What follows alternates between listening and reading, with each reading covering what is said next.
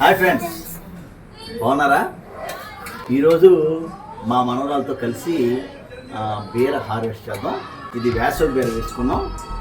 ముందు కొద్దిగా బాగా అవ్వలేదు, కానీ మనం ఏం చేసామంటే దీనికి మంచి ఫెర్టిలైజర్ ఇచ్చాం. అలాగే 3